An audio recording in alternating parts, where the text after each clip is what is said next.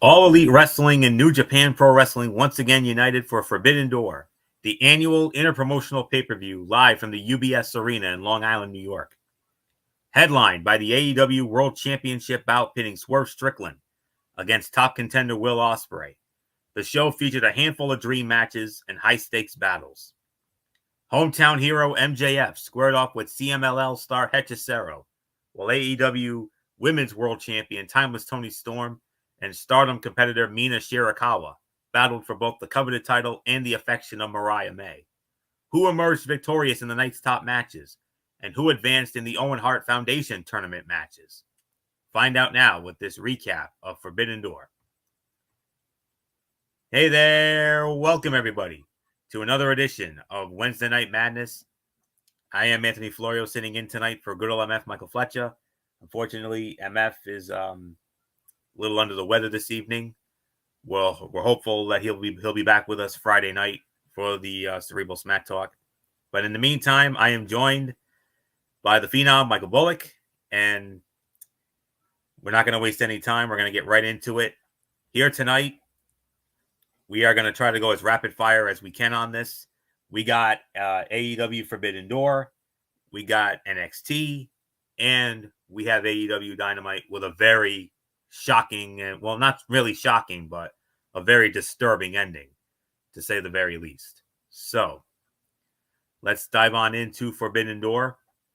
As I mentioned, held at the aforementioned UBS Arena in Long Island, New York. It was all over pay-per-view, and yeah, it was on pay-per-view. It was on Triller. It was on Bleacher Report. It was also on YouTube. But right now, let's dive on in. There were 5 pre-show matches. We're not going to review any of them. I'm just going to run down the results. We had Serpentico squaring off against Kyle Fletcher. Kyle Fletcher won the match in 3 minutes and 10 seconds. We had a 4-way tag team match. Kings of the Black Throne versus Tomohiro Ishii and Kyle O'Reilly versus Roderick Strong and Gabe Kidd versus Private Party. Malachi Black and Brody King, the Kings of the Black Throne, they won that match in 8 minutes and 39 seconds. Women's tag team action, it was Willow Nightingale and Tam Nakano squaring off against Chris Statlander and Momo Watanabe, with Stokely Hathaway in their corner. Willow Nightingale and Tam Nakano winning the match 10 minutes and 18 seconds. Women's Owen Hart tournament first round match. Saraya with Harley Cameron in her corner, squaring off against Mariah May, with the women's champion Timeless Toni Storm and her butler Luther in her corner. Mariah May pulls the upset, 8 minutes and 33 seconds. And then in the final pre-show match, trios action. It was a 6-man tag team match. It was the Lucha Brothers, Penta El Zero Miedo and Rey Fenix, along with Mystico.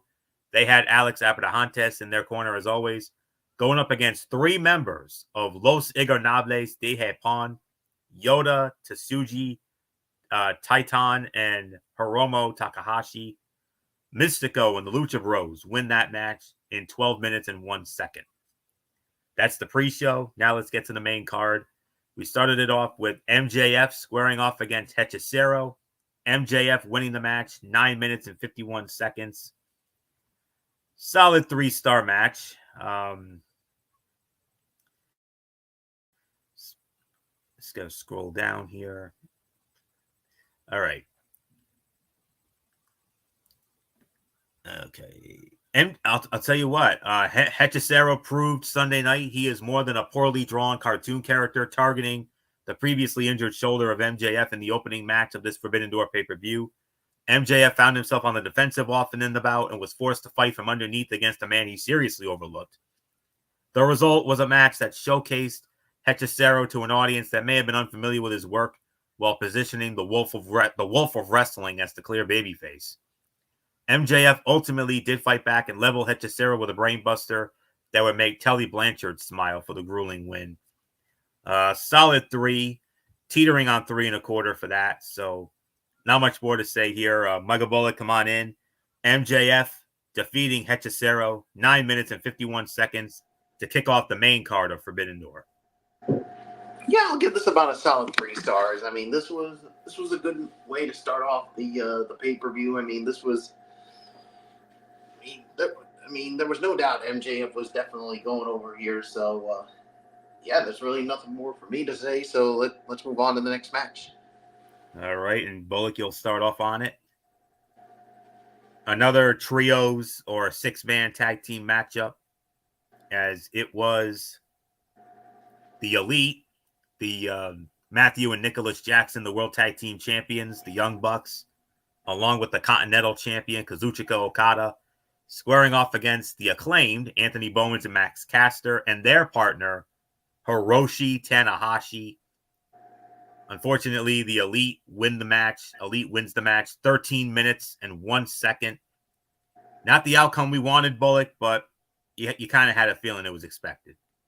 Yeah, this was unfortunately the outcome we didn't want, but it's unfortunately what we got. 3 1/4 teetering on 3.5. I mean, we all keep hoping that the Elite's going to get their comeuppance, but unfortunately tonight it was not the case. But don't worry, my friends, they'll get their comeuppance eventually. We just don't know. We just don't know when. Exactly. And, well, I know when it's going to happen. I think it's blood and guts. 3 weeks. In 3 weeks. I think in 3 weeks' time, they're going to get their comeuppance. That'll be in Nashville, July 24th, special edition of AEW Dynamite. So yes, exactly. So and we're gonna and we will, and you best believe we're gonna have a lot to say about that show in 3 weeks. Oh yeah, definitely. So 3 1/4, 3.5. It's yours, Florio. All right. That's about right. 3 1/4, 3.5. I agree with that rating. And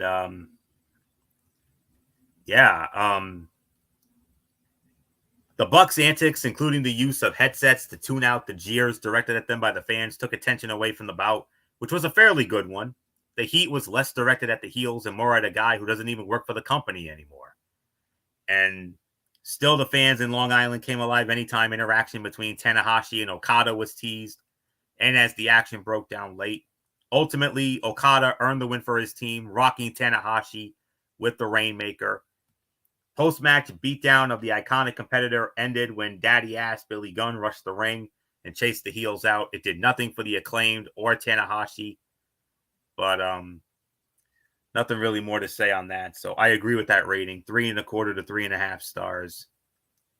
We move on now to the Owen Hart Foundation men's quarterfinal bout, as it was the American Dragon Bryan Danielson squaring off against Shingo Takagi. Winner of the match in 20 minutes and 19 seconds. It was the American Dragon, Bryan Danielson. The American Dragon defeated Shingo Takagi in the best match of the show to this point. A grueling battle between two men who beat the hell out of each other for the right to advance in the name of obtaining an AEW World Heavyweight Championship opportunity. Danielson nursed his neck injury suffered in his match with Will Ospreay back at Dynasty in April. Takagi exploited it and appeared to be on his way to victory.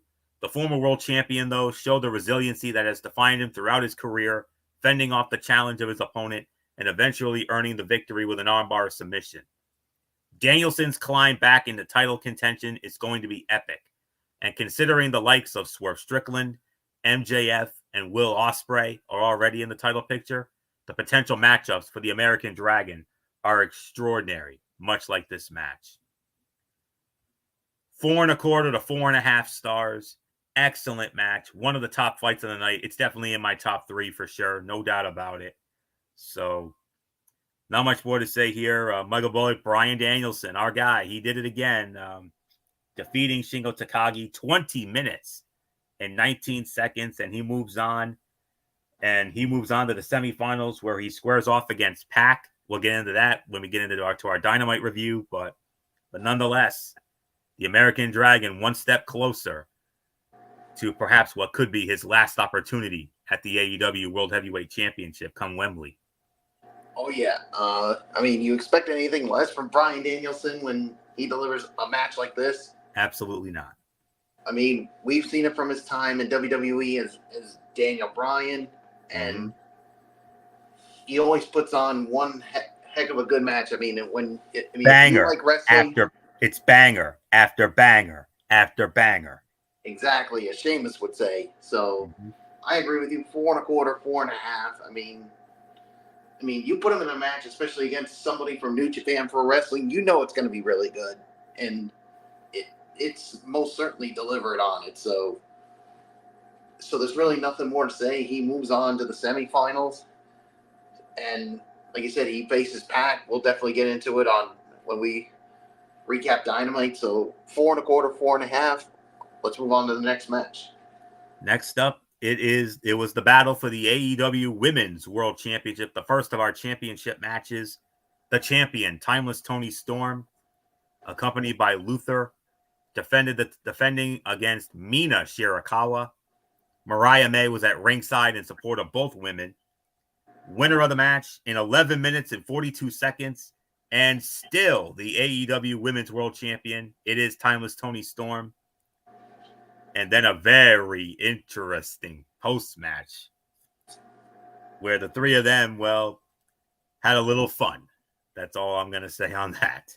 Yeah. It made a lot of men very happy, including myself. So, yeah, I don't think you need to really go into that. Order the replay if you haven't already, or look for it on social media. You'll find it. And when you do, you're going to be simply saying, as I always say, hey now. So, not much I think that's more all to that say. needs to be said on that. Yeah. All right, Bullock. Timeless Toni Storm successfully defending against Mina Shirakawa, 11:42.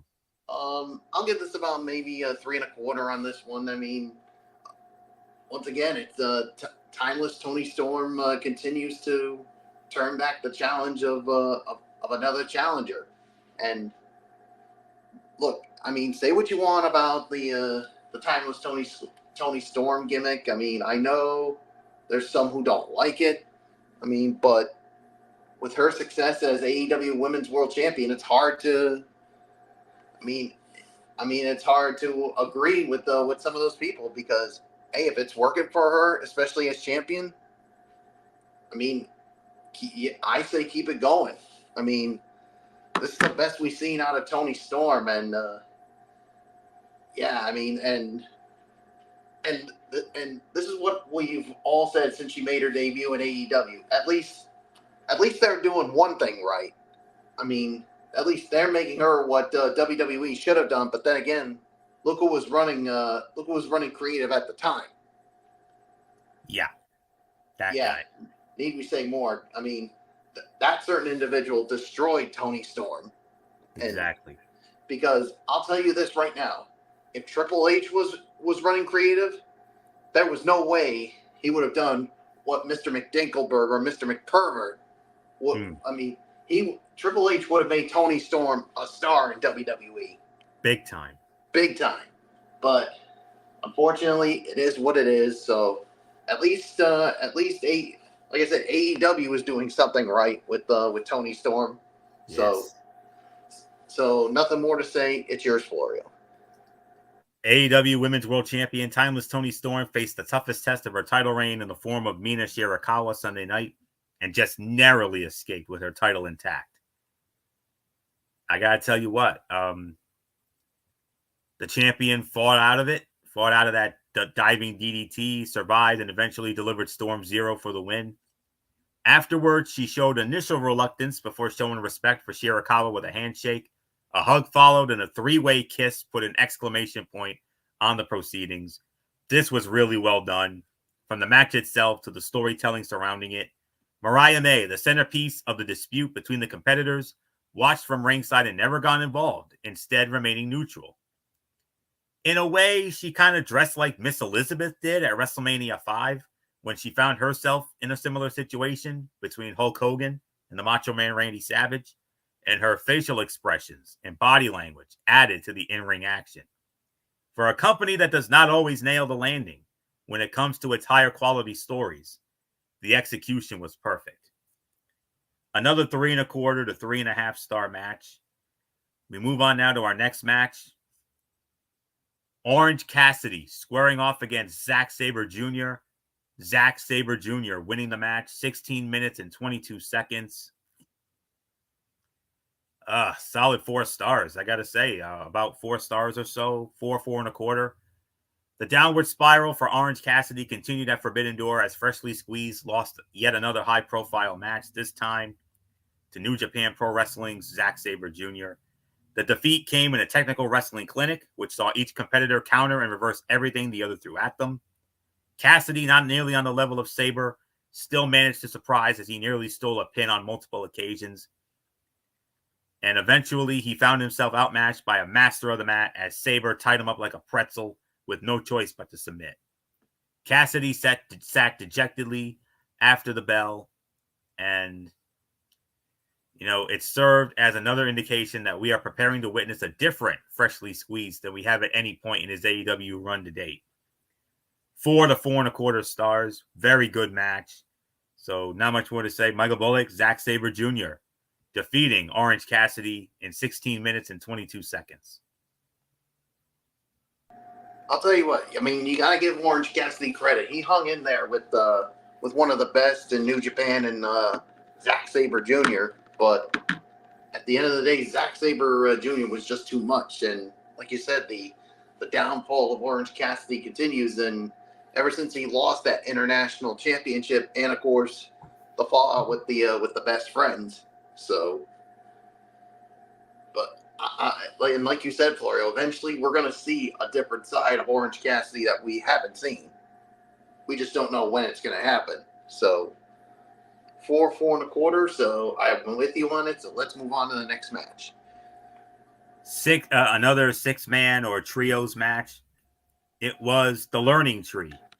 Chris Jericho and Big Bill and their partner from New Japan, Jeff Cobb, squaring off against Samoa Joe, Hook, and Katsuyori Shibata. Samoa Joe, Hook, and Katsuyori Shibata win the match in 14 minutes and 2 seconds. Michael Bullock, your thoughts?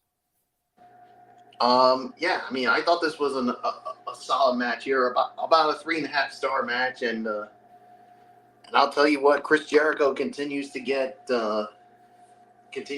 major heat, and there were even crowds basically saying, "Please retire or go away." And fortunately, Chris Jericho said he ain't going anywhere anytime soon. So, unfortunately for all you haters of Chris Jericho, he ain't going anywhere anytime soon. And especially when you got Brian Keith and Big Bill on his side, he's gonna make sure that you respect him.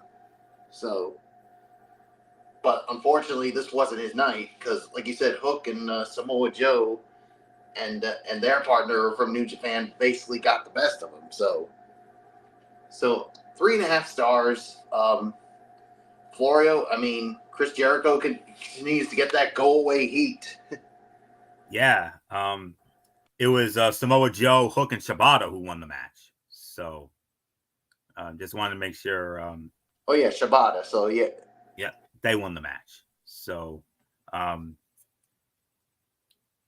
in the eyes of many, they were hoping Sunday would represent the conclusion of a Learning Tree gimmick that is not working, and a hiatus for Chris Jericho, who was met with chants of "please retire" by fans fed up with his stale gimmick and general refusal to go away.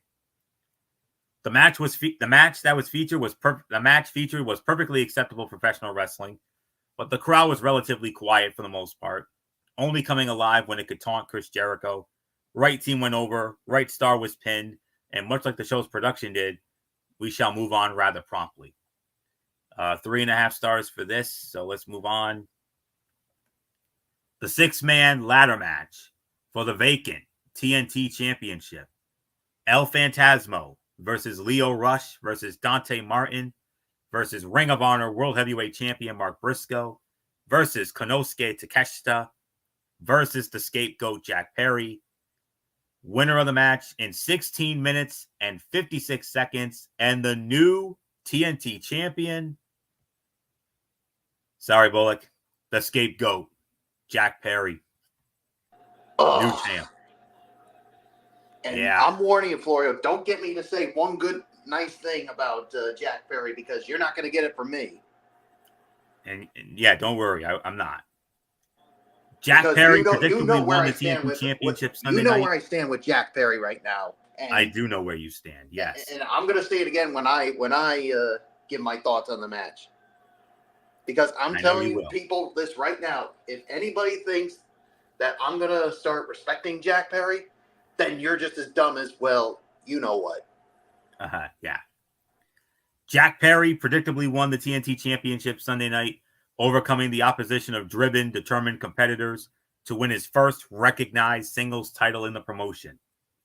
The spots were death-defying in some scenarios and awe-inspiring in others, and there was some great selling that had viewers questioning the legitimacy of their injuries. The commentary team putting over Dante Martin's dubious history in ladder matches, including a stomach-churning injury suffered in a similar one a year ago, added to the element of danger at play. Jack Perry winning the match by taking out Briscoe was a solid booking decision, in that the babyface is beloved, and if you are going to try and get the scapegoat some legitimate heel heat, that's the way to do it.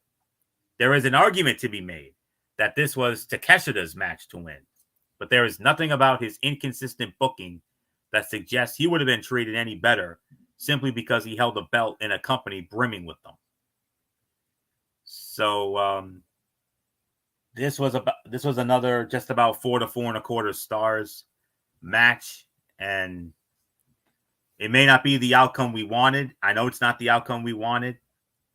Me personally, based on the crowd reaction, I was pulling for Takeshita to win because that crowd was getting behind Takeshita. Yeah, that's who I think should have won it. Yeah, but you knew once this match came about, and considering this whole elite thing, they obviously wanted to have every member of the elite with championship gold, because you got the Young Bucks as the tag team champions, you got Okada as the Continental champion, and now Jack Perry is the TNT champion.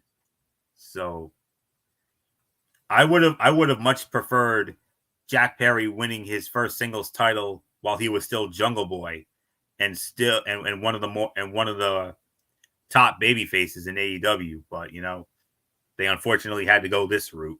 But it is what it is. And he himself would say, "Jungle Boy is dead." Jungle Boy is dead, unfortunately.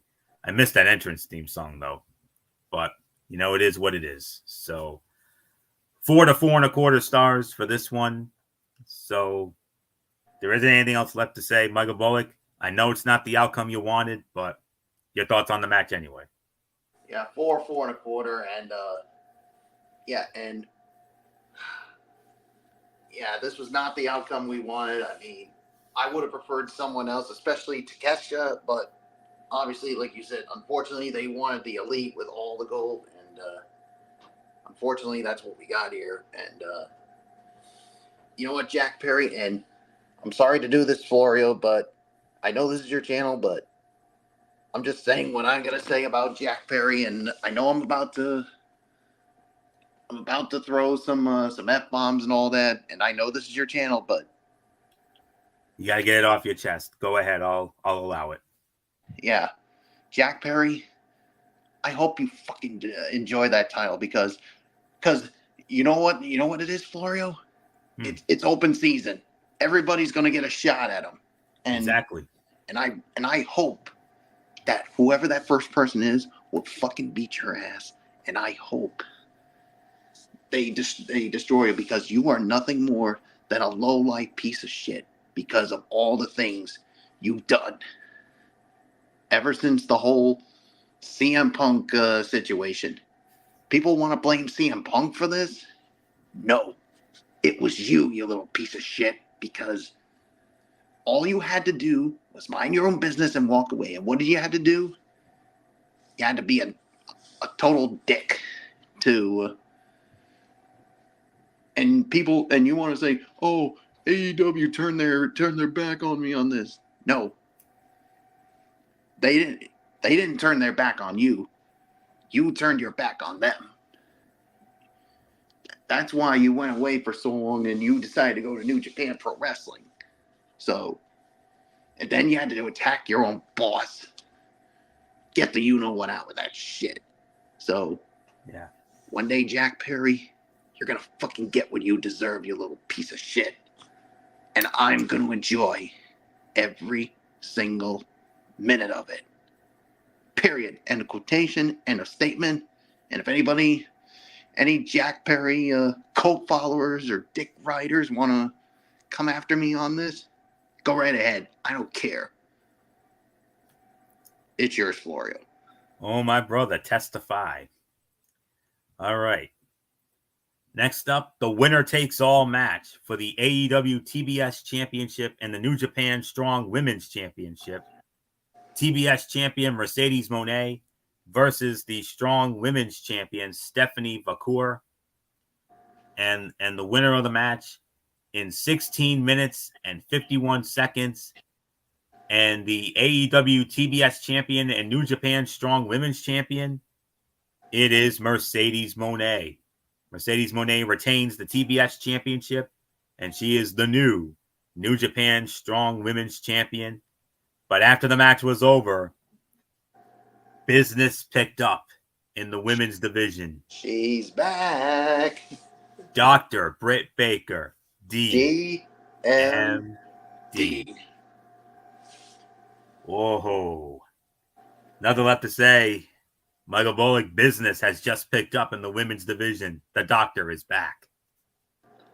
3.5 to 3 3/4 on the match, but oh man, the women's division just picked up because the doctor is back in the house, and I can't remember how long it's been since we last saw her.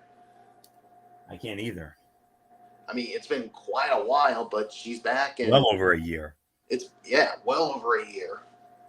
But she did give a reason why, and we'll get to it when we get to her promo on when we recap Dynamite. And but yeah, I think we may have found Mercedes' next challenger. So there's really nothing more to say. So Florio, Mercedes gets both titles, but I think she's got a guest coming to the dinner table.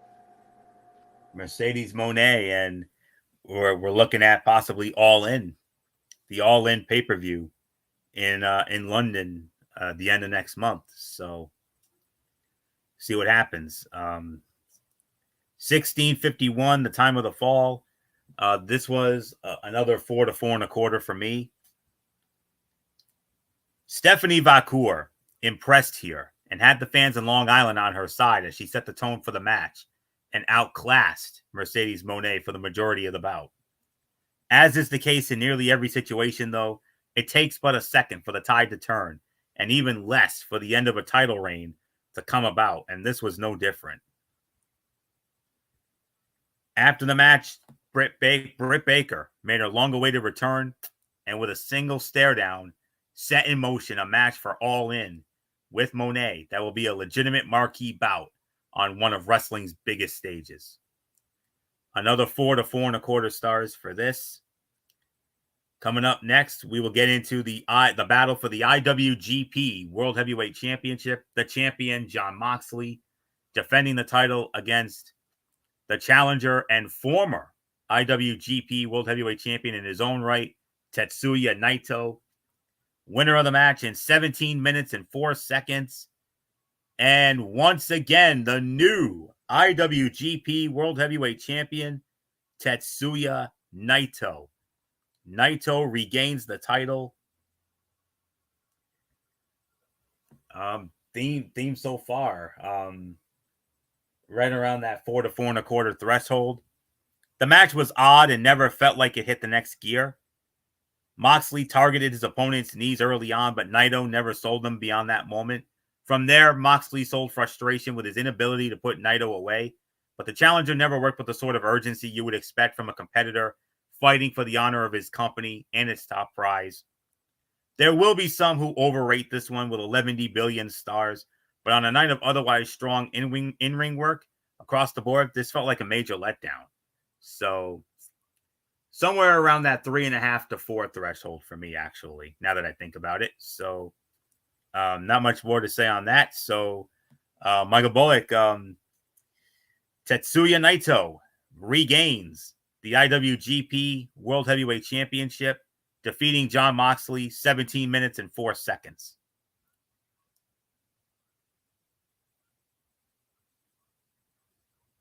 Bullock, are you there?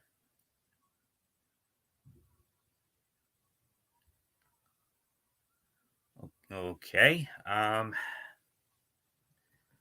hold on a minute. Oh, okay. Bullock had to step away for just a moment, but we will await his return. So, yeah, this was around that 3.5 to 4 threshold for this one. Nice win. Of course, Tetsuya Naito regaining the IWGP Heavyweight Championship. And I said it in the preview. It makes all the sense in the world because, Jon Moxley is based here in the United States and Naito based out of Japan, obviously. One of the biggest stars in New Japan Pro Wrestling, the leader of Los Ingobernables de Japón. And they've got the World Heavyweight Championship back in their camp. So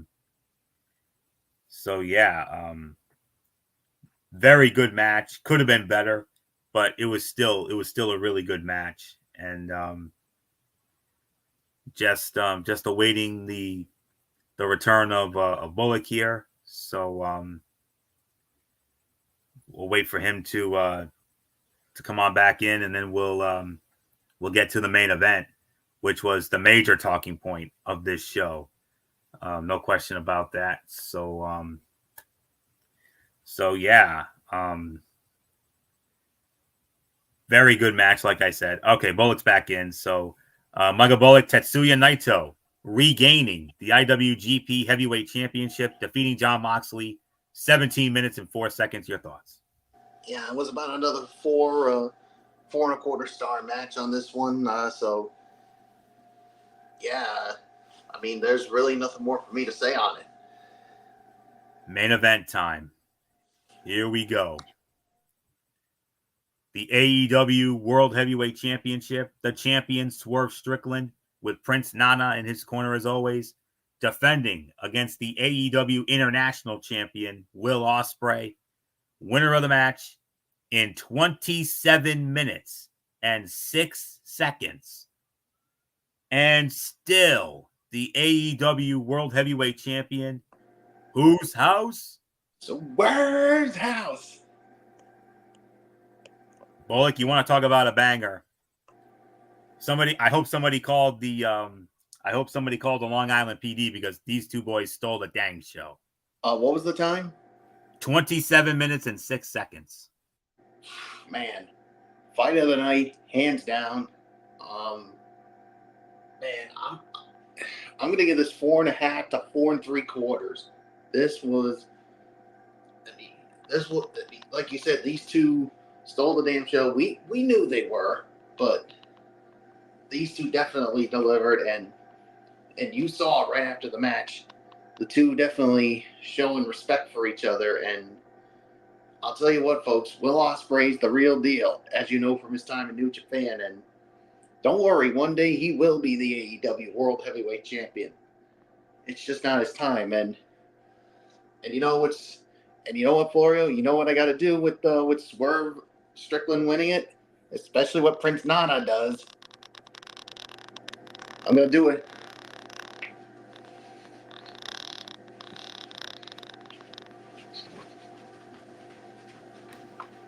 Yes, sir. Whose house? Swerve's house. Swerve's house. It's yours, Florio. Well, I'm going to pull the trigger. 5-star classic. No question. Will Ospreay's moral dilemma cost him the AEW World Heavyweight Championship. Late in the bout, Don Callis presented him with a screwdriver to use on Swerve, a weapon that almost certainly would have delivered him the title. He chose not to do it and also resisted utilizing his devastating Tiger Driver 91 finish. The result? A disappointing conclusion to his pursuit of the top prize in the company, as Swerve capitalized, ramped up the intensity of his attack, and put the number one contender away with the house call. This felt like a big match situation with a red-hot crowd whose allegiances were split evenly between the competitors. The commentary team was as good as it was all night. The performers utilized facial expressions and body language to get their emotions across to the viewer, and the screwy finish involving Don Callis made sense and hopefully brought about the end of his relationship with the clearly babyface Ariel Assassin. On a night that featured continued excellence from Bryan Danielson, this felt like the best match, a battle between the top two babyfaces in the company and men who will be trusted to carry the brand well after the American Dragon hangs up his boots as a full-time active competitor. 5-star classic, fight of the night. And we move on to our overall review. No one has ever questioned Tony Khan's abilities as a matchmaker. The AEW president routinely churns out quality pay-per-view cards. After one night of exhilarating action, fans are quick to trumpet the next great era in the company until the next Wednesday's Dynamite reminds everyone that the follow-up to those events is equally as important as the shows themselves. That is the scenario facing the top dog in the company and his creative team emerging from Forbidden Door. How do the characters progress? What chapters will be written in the ongoing stories fans have invested their energy in? And in what direction will the most prominent stories head next? Unfortunately, the shortcomings of the boss and his team have been in their attempt to actually book stories and angles that will lead to the next big show. With AEW's next event being All In at Wembley Stadium on Sunday, August 25th, it will be even more important to put together a lucid show and product that fans feel they can commit their time and energy to, not just a solid pro wrestling card. Sunday's show is yet another in a long line of superb AEW pay-per-views with great action across the board and some intriguing stories to track. What's next for Toni Storm, Mina Shirakawa, and Mariah May? Britt Baker has clearly inserted herself into the TBS championship picture by way of her stare down with Mercedes Moné. But how do we get there without the good doctor just walking in and getting a title shot? What is next for Will Ospreay, whose relationship with Don Callis must come to an end so he can be free and clear from an on-screen partnership that never should have existed in the first place? When will we see Hangman Adam Page pop back up and maybe challenge Swerve for the AEW title? Those stories and lucid telling of them will be of the utmost importance as the company heads to its new annual extravaganza. For now, Forbidden Door gets an easy thumbs up for a show that was rather excellent between the ropes. 9 to 9.5 out of 10. Very good show. Not much more to say. Michael Bullock, your overall thoughts on Forbidden Door, and then we'll get into NXT. Yeah, 9.5 when it comes to this. I mean, this was, like you said, a really good show. And yeah, I mean, you pretty much said everything you need to say about what comes with the aftermath of it. So nothing more to say. Let's get into last night's edition of NXT. And let me set it up. Just days before Heatwave, the top competitors in NXT met in the center of the ring for last night's edition of the show. In a contract signing, Trick Williams confronted his 3 NXT championship challengers, Javon Evans, All Ego Ethan Page, and Shawn Spears. Roxanne Perez and Lola Vice met face-to-face for the last time before their women's championship match.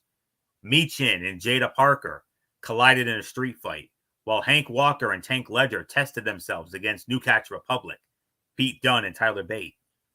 Tyson DuPont and Tyreek Igwe hoped to make a statement by taking on Gallus, and Izzy Dame hoped to build momentum on her own by defeating Brindley Reese. This was just the announced card for a night that would set the final stage for Sunday's Heatwave. So with that being said, let's dive on into last night's edition of NXT, and just trying to find my notes here. Oops. Okay, I got it. All right. We started off with the street fight. Jada Parker squaring off against Michin. Winner of the match in 12 minutes and 35 seconds, Jada Parker. Jada Parker picks up the win. Michin and Jada Parker battered each other in a brutal match that could have gone either way. All right. Yep, I got it. Big stipulation matches like this can protect talent and help them stand out. That played out in the best showing from Parker to date. She found creative ways to keep the pace, highlighting her growing impressive instincts in the ring. She still has a ways to go to develop from prospect to star, though. She didn't lose her focus, but she was clearly running out of steam near the end. Her finisher is still a dud that actively hurt the finish of the match. All that said, NXT did seriously good work in pushing her credibility. She should find more rivals with a pedigree like Michin, who can keep testing and teaching her. The HBIC deserves a better spotlight than veteran enhancement talent, though. She still hasn't been allowed to achieve anything in WWE yet, but she is already putting over the next generation. 3.25 to 3.5 stars. Great jump off to last night's show. So not much more to say. Michael Bolick, Jada Parker. Biggest win of her career to date, defeating Michin in an incredible street fight, 12 minutes and 35 seconds. Yeah, this was definitely a good way to start off this edition of NXT with a really good street fight, and definitely the biggest win for Jada Parker during her time in NXT against someone like Michin. So yeah, it was a brutal match, but it served its purpose. So 3.25, 3.5. I'm with you on it. A good jump off. So let's move on, Florio. All right, and we move on to our next match. As there were a lot of promo, a lot of backstage stuff. Obviously, New Catch Republic, Tyler Bate and Pete Dunne squaring off against Hank Walker and Tank Ledger. New Catch Republic win the match, 11 minutes and 29 seconds.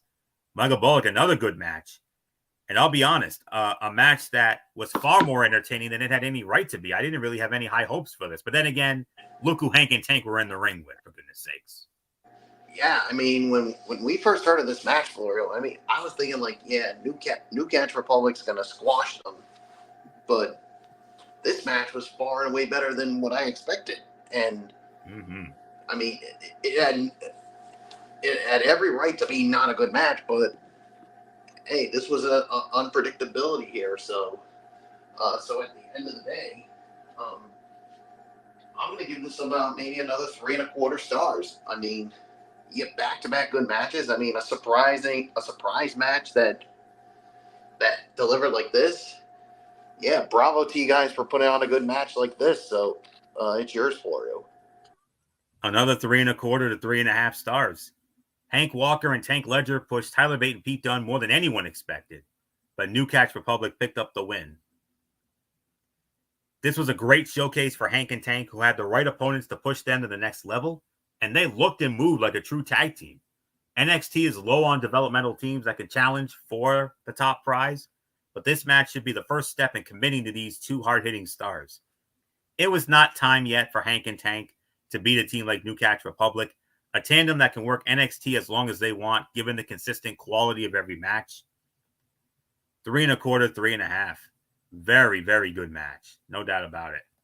And I'll even go as far as to call it the sleeper fight of the night. It was that good. Then we had Izzy Dame squaring off against Brinley Reese. Izzy Dame wins the match in 2 minutes and 39 seconds. Yeah, we're not going to waste any time on this. Cut out, no doubt about it. Even with a distraction from Tatum Paxley during the match, Izzy Dame picked up the win here. It was the expected one-sided squash that continues to build Izzy Dame slowly as a greater threat in the women's division. NXT clearly has plans for her that will test her more in the coming months. Early signs are positive for Dame, even if she looked most comfortable as the tag team partner and associate of Kiana James. She has the strength and size to be the rare powerhouse in the modern NXT women's division. If she is ready, she would be an exciting foil to Kalani Jordan, who could use a rival who can help her develop her character more as the women's North American champion. The odd inclusion of Tatum Paxley did not make much sense, but it will in time. For now, it is good to see she has something to do. It's about, if I had to put a rating on it, it would be right around that 1 to 1.5 threshold, I guess. So, all right. Then we had the face-off segment with the NXT Women's Champion Roxanne Perez and Lola Vice, and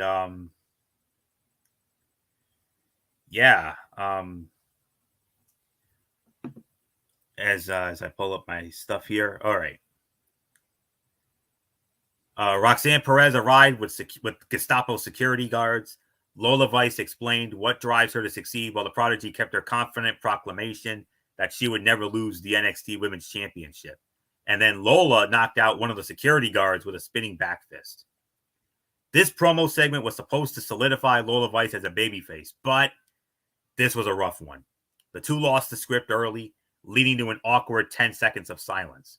Whether the emotion was genuine or not, Vice did not sell enough why she was on the verge of tears throughout the segment and lost some of her fearsome edge.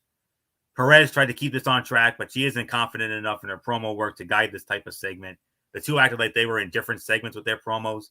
This might have been better served as a pre-tape so agents could work more closely with them to help them tell the story of this upcoming bout. But yeah, this was a little rough. So we're going to bypass that as well. So next up, it was Oro Mensah with Lash Legend and Jakara Jackson in his corner squaring off against Miles Bourne with the No Quarter Catch crew, Charlie Dempsey, Damon Kemp, and the newest member as of last week, Tavion Heights. And Oro Mensah picks up the win. He won the match 8 minutes and 22 seconds. 2.5, 2 3/4. No doubt about that. Two talented athletes got time, but did not do enough with it. This was more a series of moves than a complete match. No Quarter Catch crew has little credibility left. While it's good to see Miles Bourne get some time in the ring, he may have been too competitive against Oro Mensah. The main man cut a passionate promo last week and still has his sights set on Ethan Page. That will be the true test for Oro Mensah, who can raise his stake or return to the mid-card doldrum based on his performance. 2.5, 2 3/4. Michael Bullock, your thoughts as Oro Mensah defeating Miles Bourne 8 minutes and 22 seconds.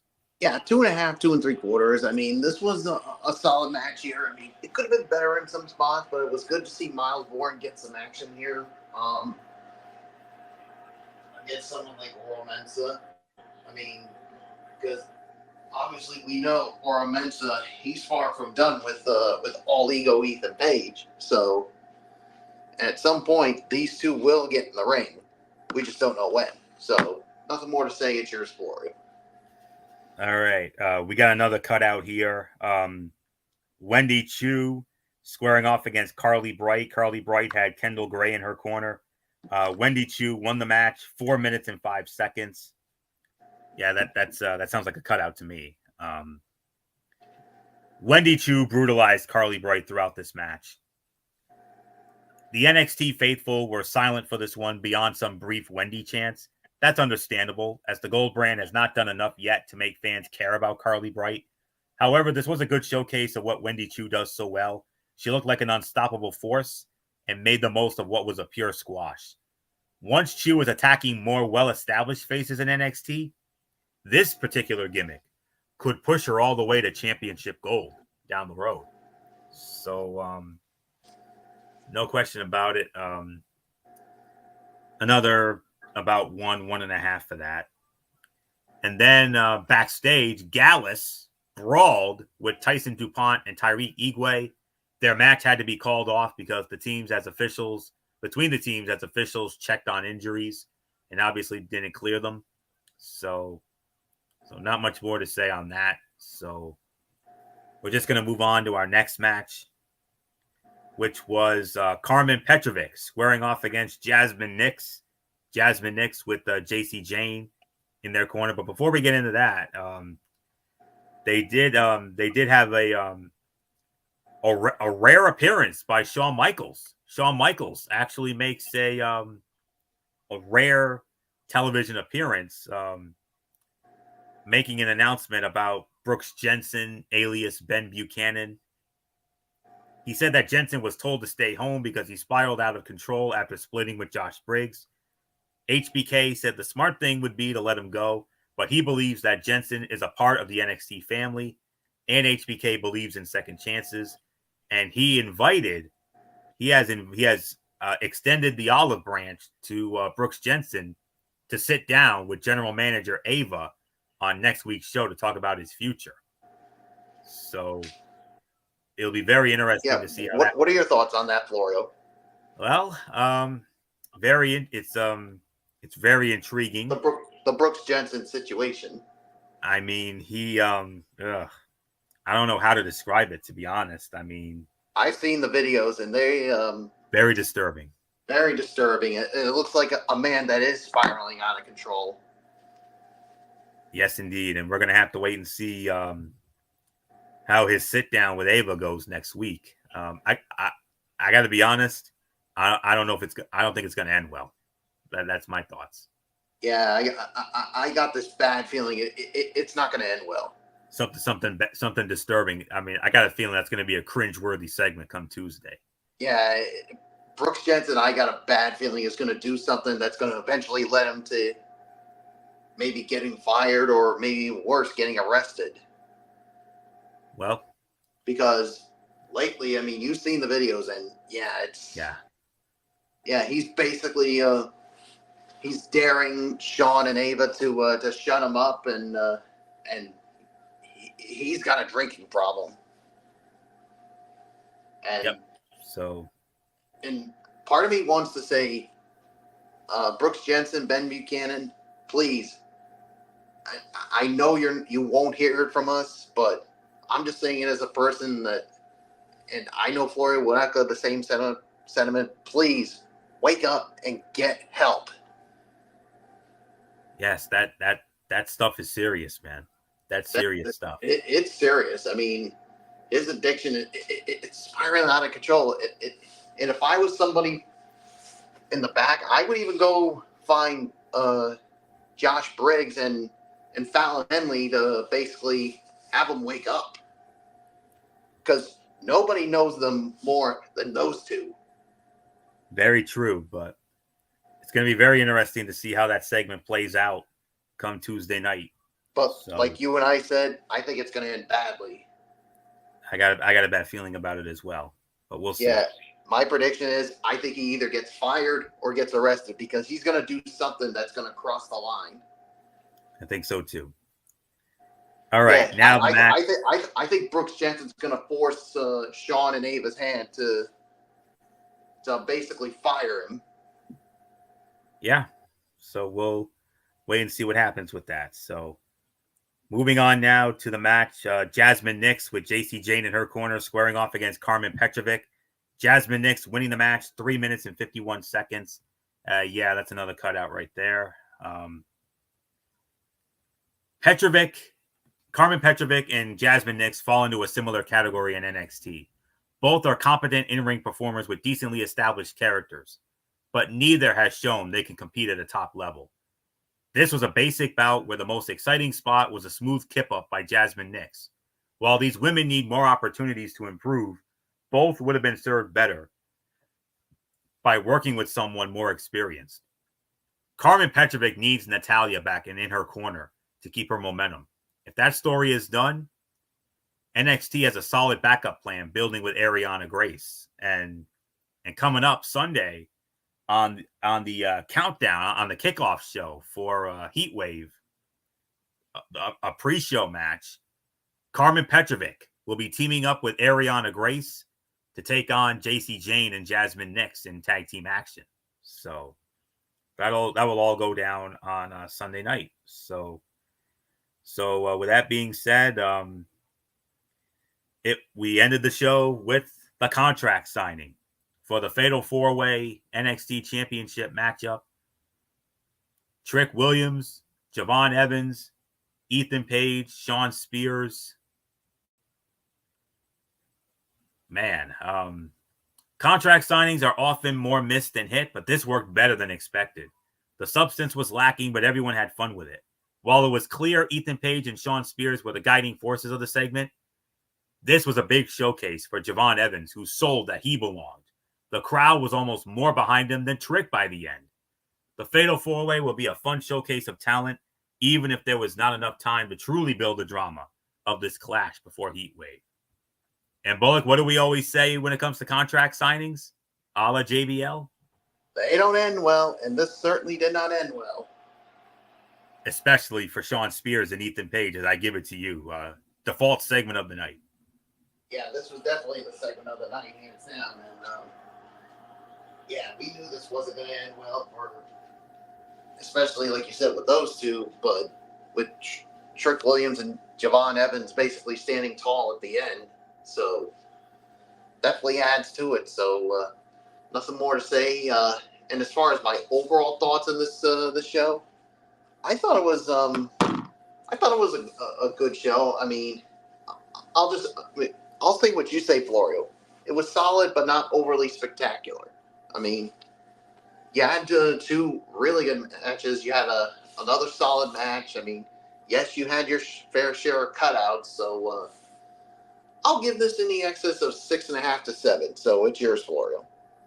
Yeah, that's about right. But at the same time, though, I got to be the man who tells it like it is. And when I say that doesn't bode well.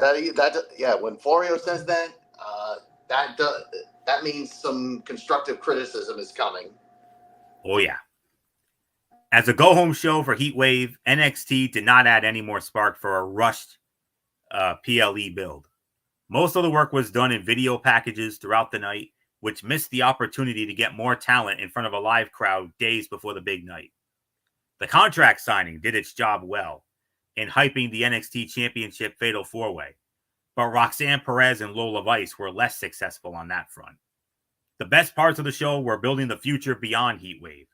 Jada Parker had her best match to date with Michin in what I consider the fight of the night in that street fight, while Hank Walker and Tank Ledger kept up with New Catch Republic to earn more opportunities. That was the second best fight of the night. The problem is that NXT's short-term stories are not working, as well as the long-term star building. The show is too scattered, despite many names stepping up with each opportunity. I'm actually going to go a little bit lower on this. I'm going to give it between 6 and 6.5 out of 10. But meet you in the middle there.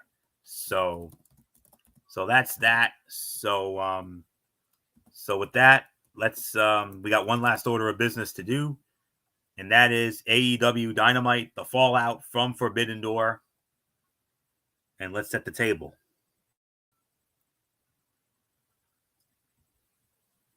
Well, don't really have much to set the table with, so we're just going to dive right on in. There was a backstage moment. Renee Paquette and Daniel Garcia arrived along with Daddy Magic Matt Menard.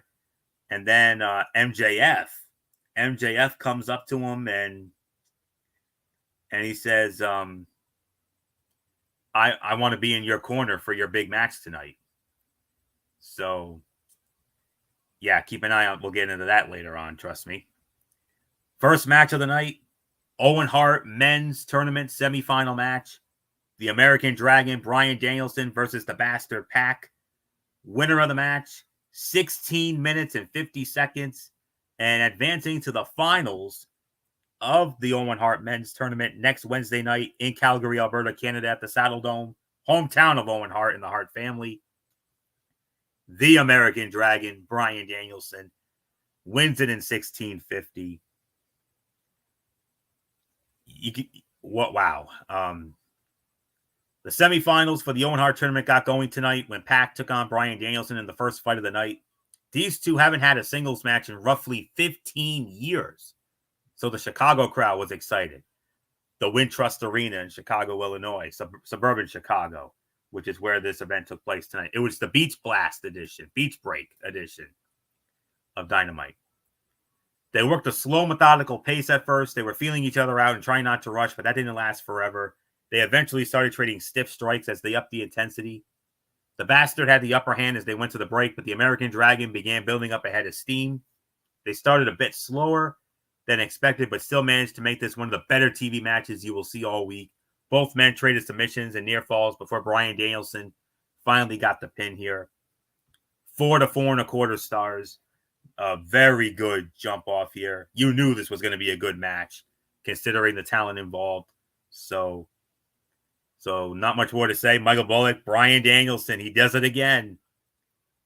Two victories in the last 4 days, defeating Shingo Takagi at Forbidden Door on Sunday, and then coming back tonight and defeating the Bastard Pac, 16 minutes and 50 seconds. And now Bryan Danielson, 1 win away. He is now in the finals, and we'll see who his opponent will be next Wednesday night at the Saddle Dome in Calgary.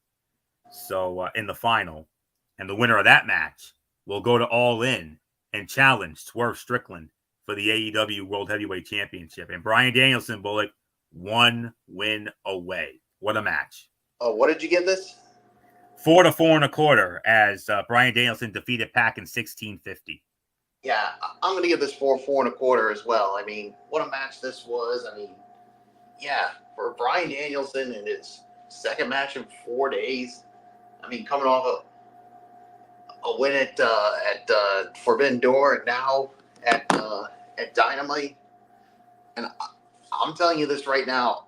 I think you're looking at the odds-on favorite to win that Owen Hart tournament, because, quite honestly, nobody deserves it more than Bryan Danielson. Because remember what he said. This may be his last opportunity at the AEW World Heavyweight Championship, especially as a full-timer. Because when his full-time wrestling duties are done, he's going to be part-time, and he won't be getting any world title shots as a part-timer. So in all honesty, and this is just my opinion, I think you're looking at the odds-on favorite. So it's yours, Florio. All right, we before we move on to the next match, we had the Ring of Honor World Heavyweight Champion Mark Briscoe. He was in the ring when we returned to talk about Forbidden Door and coming up short in that TNT title ladder match, and he revealed himself to be the first member of Team AEW for the Blood and Guts match before that coward Jack Perry laid him out with the TNT title.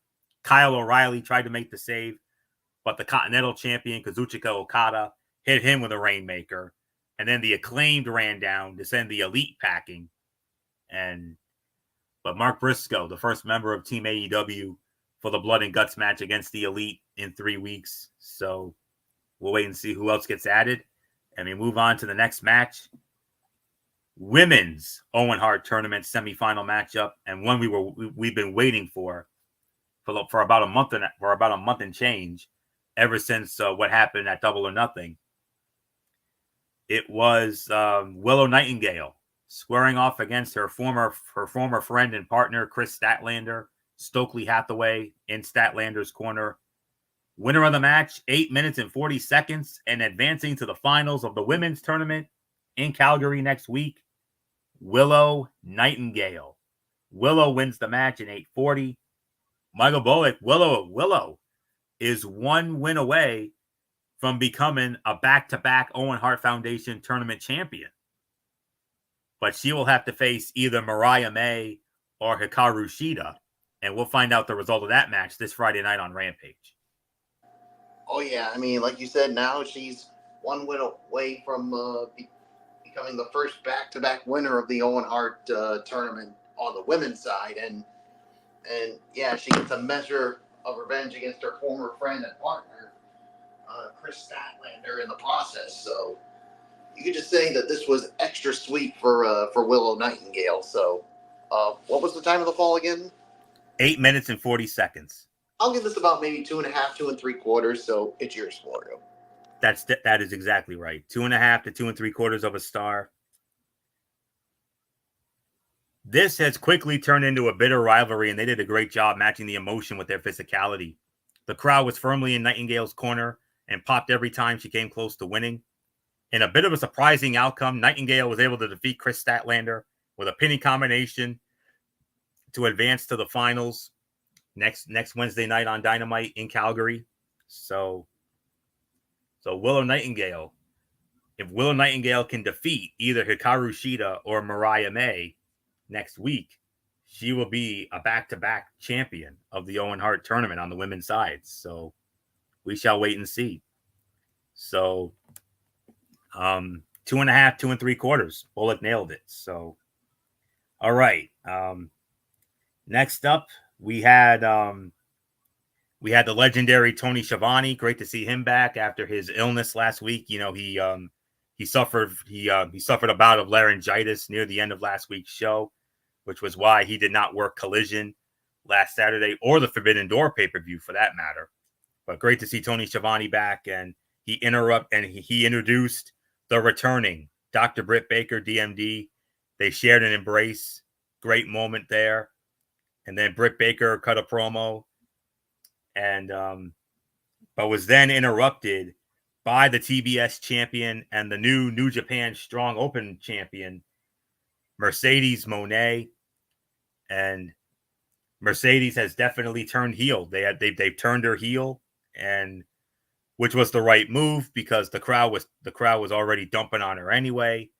And of course, she's that much better as a heel. We know this when she was Sasha Banks in WWE. She was just that much better as a heel. Even though she got over as a babyface also, she's just that much better as a heel, though, honestly.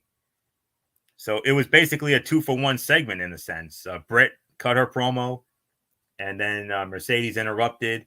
Of course, the Young Bucks, they had a hand in that as well. And basically Britt Baker laid down the challenge. She says, I want to face you at All In London. So, yeah. I'll tell you what. I mean, well done segment to establish Britt Baker as the babyface in this feud and bring her back into the fold.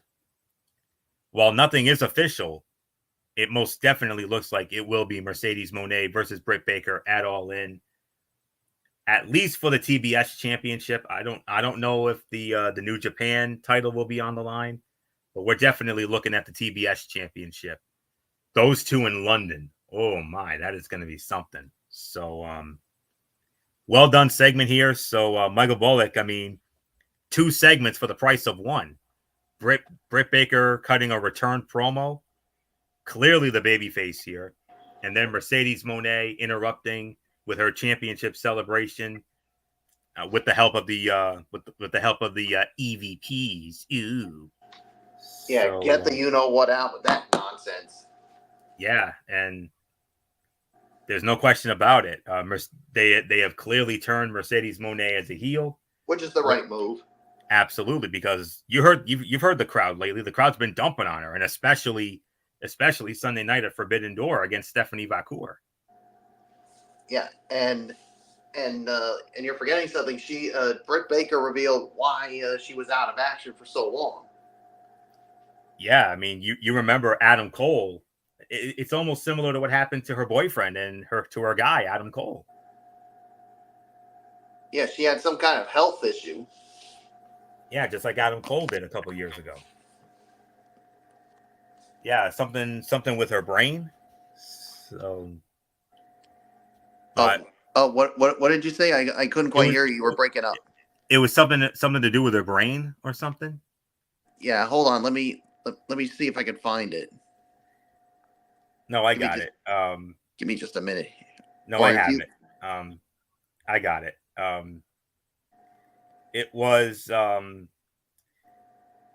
something wrong. She kept looking in the air. Yeah, she had dizziness. Her right arm was numb. Said she was unable to open a bottle of water.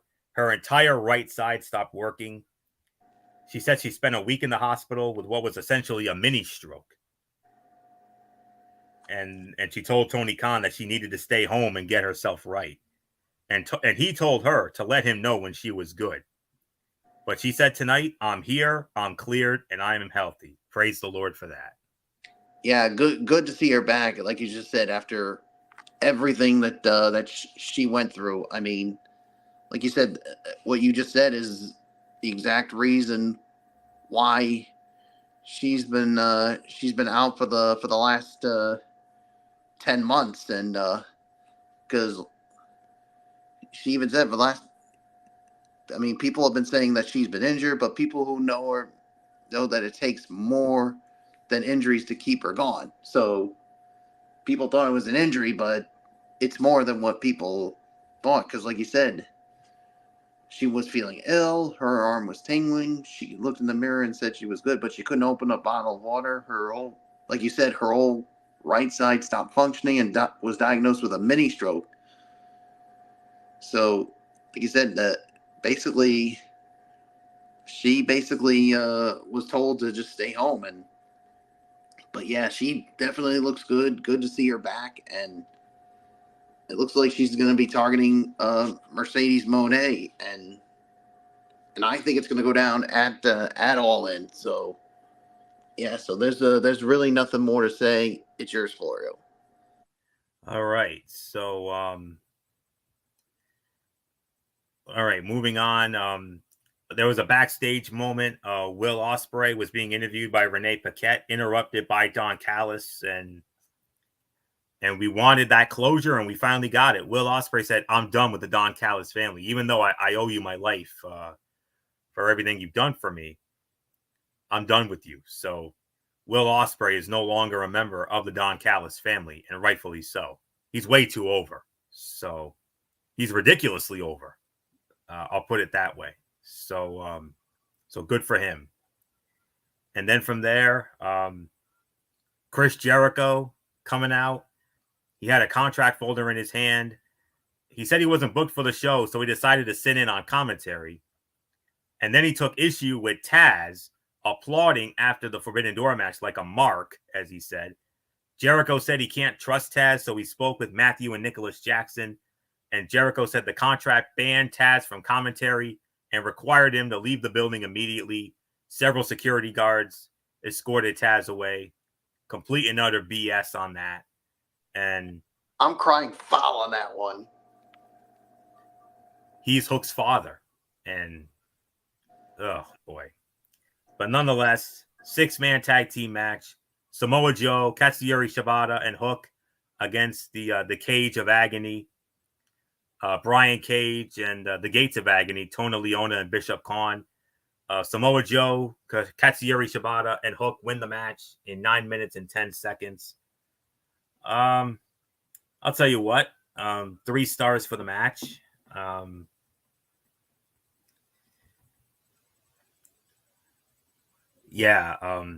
Both of these trios are full of big dudes who like to fight.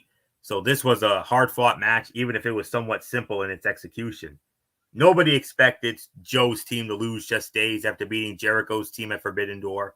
So it was no surprise to see them win with simultaneous chokeholds on all 3 competitors. Big Bill and Brian Keith attacked them with chairs as Jericho joined in, using the FTW title as a weapon. Solid 3 stars for the effort. So not much more to say. Michael Bullock, your thoughts? Yeah, I'll give it a solid 3 stars as well. It was a good match. No surprise here with the outcome. So, yeah, there's really nothing more to say. Let's move on for you. The Owen Hart men's quarterfinal matchup, as it was Jeff Jarrett. Jeff Jarrett, of course, in the tournament. A nice little tribute to his long-standing friendship with Owen Hart, as we've talked about before.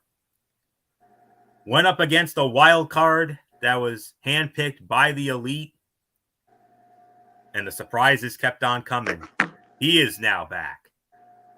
Hangman Adam Page. When we saw him, we're like, oh yeah, Jeff Jarrett's not winning this match. Yeah, Jeff Jarrett is screwed. And he was. I'll give him credit. He hung with him. He did the best he could. He had a couple of hope spots, but at the end of the day, as expected and predictably, Hangman Adam Page won the match in an even 11 minutes. And he now advances to the semifinals of the Owen Hart men's tournament. And he will now square off against Switchblade Jay White. And that match will take place this Saturday night on AEW Collision. So we'll see. And the winner of that match will meet Bryan Danielson in the finals next week. So, this match was structured perfectly because it did 2 things at once. It brought back Hangman as a vicious heel while building sympathy for Jeff Jarrett after his emotional promo about being friends with Owen touched so many fans. When he locked Hangman in a sharpshooter, the crowd exploded in cheers. Double J tapped into something and brought out some of the best work he has done in AEW for this bout. But a buckshot lariat and a deadeye put him down for the 3 count, and Hangman advances. So 3 1/4 stars for this match. So not much more to say. Michael Bullock, oh boy. Hangman Adam Page as a new vicious monster, badass type of heel. Oh boy, look out. Yeah, this is only going to make him more dangerous than he already is. What did you give this, Florio? 3 1/4 stars. As, 3 1/4. Hangman 3 1/4 stars Jeff as well. I mean, but yeah, you got to give Double J Jeff Jarrett credit. He hung in there with him, and because you saw that promo. I mean, yes, how emotional he was. I mean, talking about his partner and his friend Owen Hart, because remember they were tag team champions, and nobody was affected by Owen Hart's death more than Jeff Jarrett was, and yeah, and he made a promise to Owen's kids that they would he would make their father proud. So, but unfortunately, Adam Hangman Page put a stop to that, and like you said, Saturday night facing off against Switchblade Jay White, and the winner faces Bryan Danielson next week. So nothing more to say. It's yours, Florida. All right, and we move on to the main event of the evening for the AEW International Championship. The champion, Will Ospreay, defending the title against Daniel Garcia with MJF in his corner. Winner of the match in 14 minutes and 25 seconds, and still the AEW International Champion. It is Will Ospreay. He had a nice little moment of respect and good sportsmanship with Garcia after the match was over. MJF tried to give Garcia, he wanted to give Garcia his Dynamite Diamond ring to give him the unfair advantage, but Garcia said no. And it ultimately cost him as Ospreay successfully defends the title. And then after Ospreay left, MJF came into the ring, gave him a hug, and he raised his hand. And then, well, unfortunately, as the old saying goes, a tiger never changes his stripes. And unfortunately, the old MJF has reemerged. The MJF that everyone loved to hate, especially Tony Schiavone and especially Michael Bullock. And MJF beat the holy you-know-what out of Daniel Garcia here tonight. So bad that Garcia had to be taken out on a stretcher. Oh, gosh. But nonetheless, Michael Bullock... and the thing is, during the beatdown, he used a move that, well, let's just say, really rubbed me the wrong way. Yeah, it was... At first, it was a low blow. Something that a certain Hall of Famer in WWE uses. Yeah. What was that move, Bullock? The tombstone. Oh, the tombstone. That super tombstone off the second rope or whatever it was. Yeah. So, oh boy, but yeah, when I saw that really rubbed me the wrong way. Of course, the tombstone pile driver, the finishing move of Michael Bullock's all-time favorite wrestler and his namesake, the Phenom himself, The Undertaker, the Hall of Famer, The Undertaker. And yeah, so I could see why Bullock would be upset about that, and I don't blame him a bit. But and you're about to hear when I a lot to address here. All right, Bullock, a lot to unpack here. First off, Will Ospreay successfully defends the International Championship in 14 minutes and 25 seconds. But as great as the match was, and it was great, the post-match will be more talked about. And much to your chagrin and much to Tony Schiavone's chagrin, the old MJF is back. And that is, that's big trouble. That's bad news. That is really bad news. Now that the devil is back. The devil is back, and yeah. First off, 3.5 stars for the main event. I mean, Garcia definitely gave it his all. I mean, yeah, MJF tried to get him to use the ring to basically to cheat, but Garcia easily turned it down, and unfortunately it cost him. And yeah, and obviously Ospreay has the respect of Garcia, but MJF, yeah, we saw his true color. And let me tell you something, MJF.